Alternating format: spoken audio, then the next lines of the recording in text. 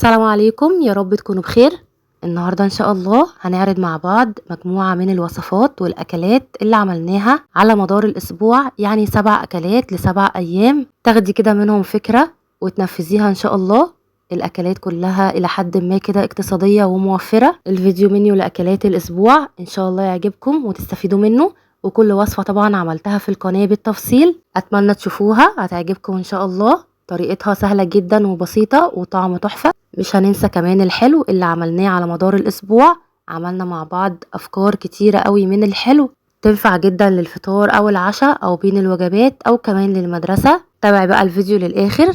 اول اكلة عملناها مع بعض على مدار كده الاسبوع، الاكلات زي ما قلنا كده اقتصادية ان شاء الله وموفرة. واول اكلة معانا عملناها طبق كبد وقوانص، طبعا كبد الفراخ تحفة جدا بطريقة سهلة وبسيطة، وعملنا لها كده طشة في الاخر ودت طعمها في حتة تانية خالص. بجد لو مش بتحبوها بالطريقة دي هتعجبكم جدا ومش هتبطلوا تعملوها غير بالطريقة دي. تقدري كمان تعمليها كده في سندوتشات او تقدميها جنب مكرونة او رز، او كمان تستخدميها كده كحشوة للجلاش او للمكرونة بالبشاميل.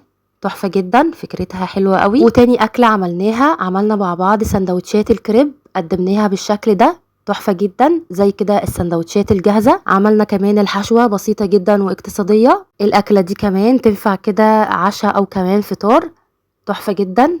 أتمنى بقى تشوفوا الفيديو بجد هيعجبكم. والكريب كمان عملناه بطريقة اقتصادية قوي، ما استخدمناش فيه بيض ولا لبن، يعني بشوية دقيق ومية كده عملتيه. تالت أكلة معانا عملت سمك. السمك ده سمك مقلي في البيت، أنا قليته كده في البيت، عملت له تتبيلة سهلة وبسيطة، قدمت كمان معاه رز أبيض وسلطة، وكانت الأكلة برضو جميلة جدا وسهلة وبسيطة وسريعة برضو قوي. لازم كده ندخل السمك يوم كده في الأسبوع، ضروري طبعا جدا. رابع أكلة معانا عملت كفتة، حطيت لها كده قطعة من الفحم، خلت طعمها حلو جدا. عملتها كده في سندوتشات، والكمية دي كلها عملتها من نص كيلو بس من اللحمة المفرومة، بفكرة كده بسيطة وفرت معانا قوي وعملت معانا كل السندوتشات دي.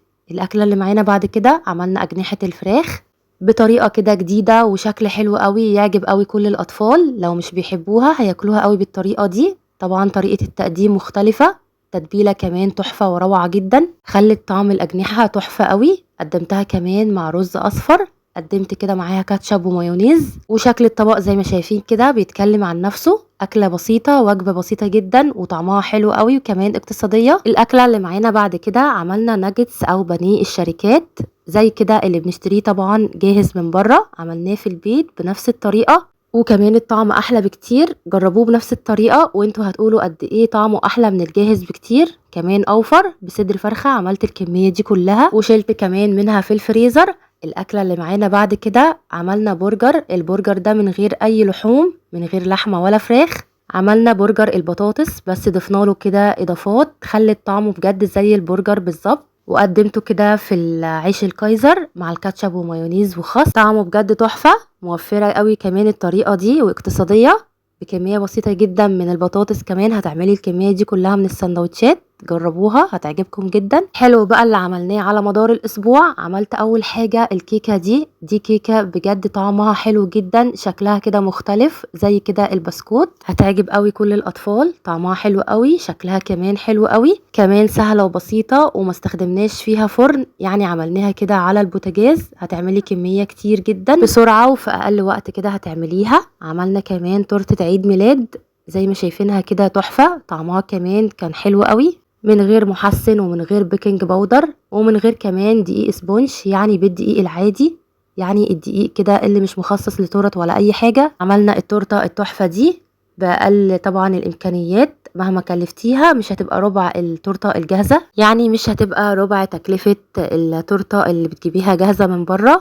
كمان طعمها حلو وطبعا اضمن واحسن بكتير من الجاهزة.